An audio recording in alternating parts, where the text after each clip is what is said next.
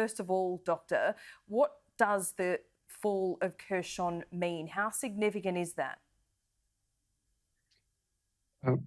Well, it is significant. It all needs to be seen is kind of what we think Russian plan is, and as you rightfully said, it seems that Russians enormously underperform, at least as we expected them to perform, and it raises many questions of what was the initial plan, went wrong, and what will be next from Russian perspective to fix the initial mistakes. So why do you think Russian troops haven't advanced as far as we thought they would? And that question right there, what will Putin do next?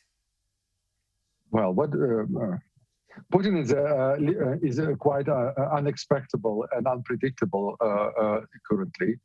But I think there were several miscalculations on different levels, from tactical, operational. They expected much less resistance, and they initially tried a very gentle approach, if we can say. They expected that they will be welcomed, which obviously turned to be wrong. So they try now to adjust to the new situation of much larger resistance from the Ukrainian side. They didn't expect. Did we see the use of a vacuum bomb in Kharkiv? And does that tell us that there could be an all-out assault of similar weapons like that right across Ukraine? Well, there are more reports about the use of a vacuum bomb, although they are not verified yet. What we could see, on the other hand, is the usage of what seems to be cluster munition, which can be quite deadly and destructive, especially in urban areas.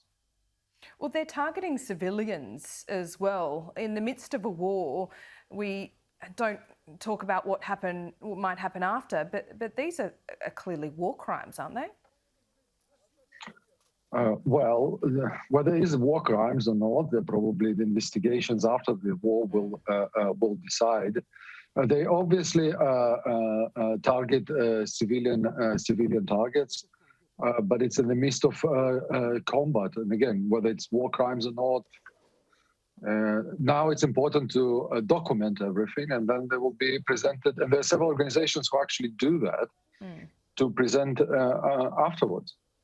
We know that Zelensky is a Jewish leader who has been able to bring his country and many parts of the West together in ways that were not imagined before this assault.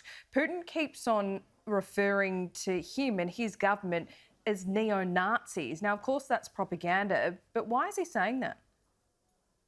So when I spoke about miscalculations, I think Zelensky was one of the biggest miscalculations on behalf of the Russians. They didn't expect him to behave and to unify the country for the struggle, as he very successfully did. I think one of the main achievements so far of the Ukrainians is their ability to unify themselves, to create the resistance, but also to unify the West. So clearly on the narrative front, Ukrainians lead the game. Regarding the neo-Nazi narrative promoted by Russians, this is kind of a continuation of a very long discussion or discourse within Russians propagated by the Kremlin, how they see the West, how they see Ukraine, and so on. So it's not necessarily about Zelensky. It's more in the general context of Russian-Ukrainian relationship. Dr. Ofer Fridman, thanks so much for your time late in London.